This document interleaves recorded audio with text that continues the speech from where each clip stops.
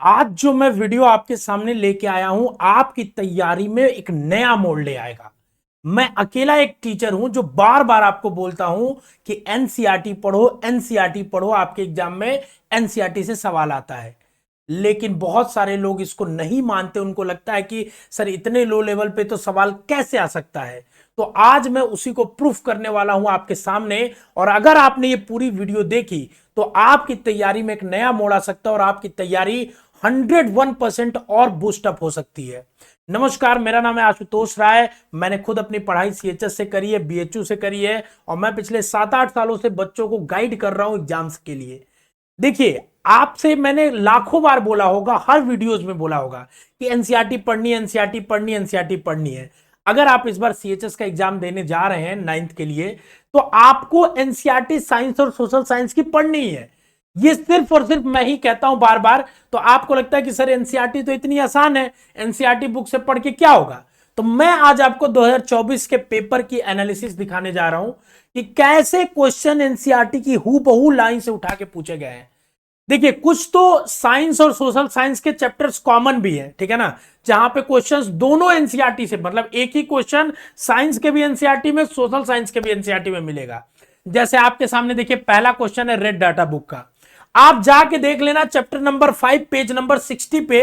बाबू, इस वीडियो को बनाने के लिए बहुत मेहनत किया गया है। ये आपको कोई नहीं बताएगा पूरे यूट्यूब पे, क्योंकि इसके पीछे मेहनत लगती है। कई महीनों की मेहनत से एक एक वर्ड को सर्च करके मैं आपके सामने लाया हूं, ताकि आप सही तरीके से तैयारी कर पाओ, एक सही ट्रैक पे आ पाओ, गलत चीजें ना पढ़ो। तो आप सर्च करोगे रेड डाटा बुक, आपको सोशल साइंस के एनसीईआरटी में भी मिलेगा, साइंस के भी एनसीईआरटी में मिलेगा। ये कॉमन क्वेश्चंस थे जो साइंस और सोशल साइंस के थे। साथ ही देखिए, दूसरा आपको डॉली शिप के बारे में आप सर्च करोगे तो ये सोशल साइंस में भी मिलेगा और साइंस में भी मिलेगा। साइंस में चैप्टर नंबर 674 पेज पे आप जाना और साफ साफ आपको मिल जाएगा डॉली के बारे में। यहां पे साफ साफ लिखा हुआ है कि पहला जो क्लोन शिप था, नाम था उसका डॉली। यही पूछा भी गया है। ये तो कॉमन क्वेश्चंस हो गए जो आपको साइंस और सोशल साइंस, जैसे रबी क्रॉप के बारे में एग्जैक्टली देखो, अक्टूबर टू मार्च, अक्टूबर टू मार्च। ये तो वो क्वेश्चंस हो गए जो कॉमन है साइंस और सोशल साइंस में, ठीक है ना। कौन सा मॉडर्न इरिगेशन मेथड नहीं है, मॉडर्न में स्प्रिंकलर और ड्रिप ही आता है, और ड्रिप यहां पूछा था, ठीक है ना। ये तो साइंस और सोशल साइंस के कॉमन क्वेश्चंस हो गए कि किस स्केल पे नापा जाता है, रीचर स्केल। देखो, रीचर स्केल। अब मैं आपको एग्जैक्ट दिखाता हूं, जैसे 6-7 क्वेश्चन लगभग थे जो मतलब दोनों एनसीईआरटी में मिल गए, साइंस में भी और सोशल साइंस में भी। हालांकि वो क्वेश्चन सोशल साइंस के ही पर्सपेक्टिव से पूछे गए थे, फिर भी, ठीक है ना। जैसे पेट्रोलियम का क्या कंस्टिट्यूएंट है, सीएनजी है, ठीक है ना। अब यहां पे सारे देखो, कौन सा नहीं है पूछा है, सारे पेट्रोलियम के कंस्टिट्यूएंट आपके एनसीईआरटी के टेबल में दिया है। और यहां पे देखिए सीएनजी कहीं नहीं है और बाकी सब है, ठीक है। तो ये तो हो गए जो सोशल साइंस और साइंस दोनों में कॉमन थे। अब आपको प्योर साइंस के मैं क्वेश्चंस 20 के 20 पूरा दिखाता हूं, आप गिनते जाना, ठीक है ना। देखो, पहला क्वेश्चन ब्लैक गोल्ड पेट्रोलियम के कहा जाता है। आप इसमें सर्च करो, देखो यहां पे लिखा है petroleum is also called black gold. NCERT के बॉक्स का क्वेश्चन है बाबू, एनसीईआरटी से उठाया हुआ सवाल है। दूसरा क्वेश्चन, चलो पहला नहीं मान रहे होगे तुम, लार्ज स्केल स्टोरेज को क्या कहते हैं बाबू। यहां देखिए साफ साफ लिखा, लार्ज स्टेज स्टोरेज ग्रेन को सिलोज और ग्रेनेरियस कहा जाता है। चैप्टर नंबर 1 पेज नंबर 12, जाके सर्च कर लेना, मेरे बात पे विश्वास न हो रहा।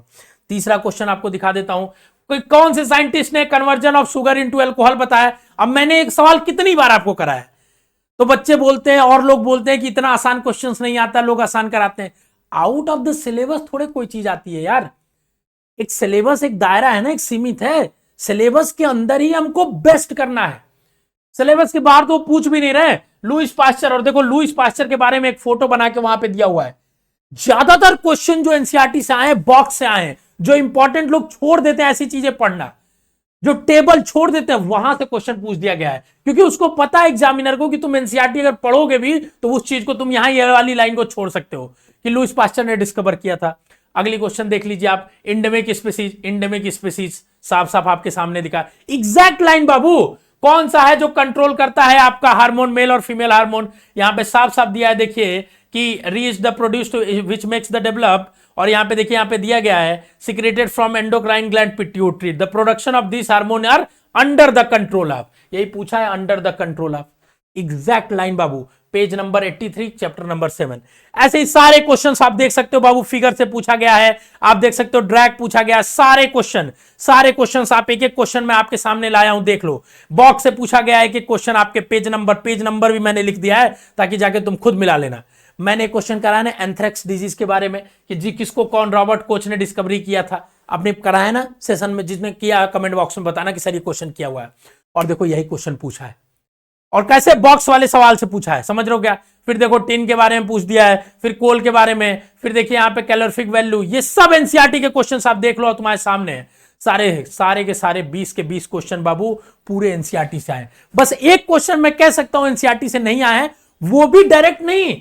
देखो ये क्वेश्चन है कि 5 टाइम्स इन 1 सेकेंड ऑसिलेट कर रहा है तो उसका फ्रीक्वेंसी क्या है।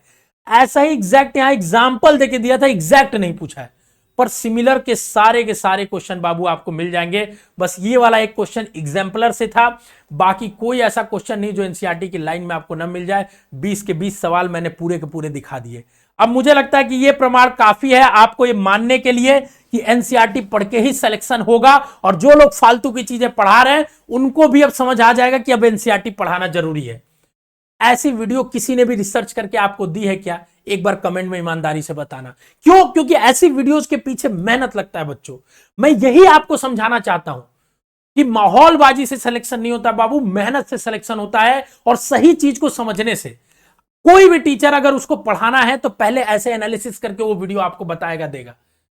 कोई अभी तक क्यों नहीं दिया? क्योंकि उसको पता ही नहीं है क्वेश्चन आते कहां से कैसे हैं।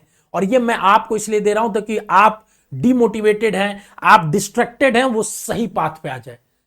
तो देखो बाबू, आपको मैंने जो वादा किया प्रूफ कर दिया, और इसीलिए हम लोग एनसीईआरटी सीरीज लेके आए हैं, चला रहे हैं क्लासेस। आप एनसीईआरटी कर लो, अभी भी मौका है, फायदा है, आपको मिल सकता है, ठीक है ना। और अगर आपने कुछ भी नहीं पढ़ा है तो एक हफ्ते में भी आपकी तैयारी पूरी हो सकती है हमारे क्रैश कोर्स 2.0 से। मात्र आपको 299 रुपए में, 300 रुपए में, जिसमें टेस्ट सीरीज वगैरह सब कुछ है। डे वाइज हमने बनाया उसको, 15 दिन का, आप 2-2 दिन का एक दिन में कवर करो और आप इजीली कवर कर लोगे। बस स्कूल शिक्षा ऐप इंस्टॉल करो और वहां से जाके आप कर सकते हो। चैनल को सब्सक्राइब करके रखो सारी अपडेट और तैयारी के लिए, क्योंकि मैंने सीएचएस निकाला है, आपको भी निकलवा देंगे। बस आप गाइडेंस में रहो और सारी चीजों को मानते रहो।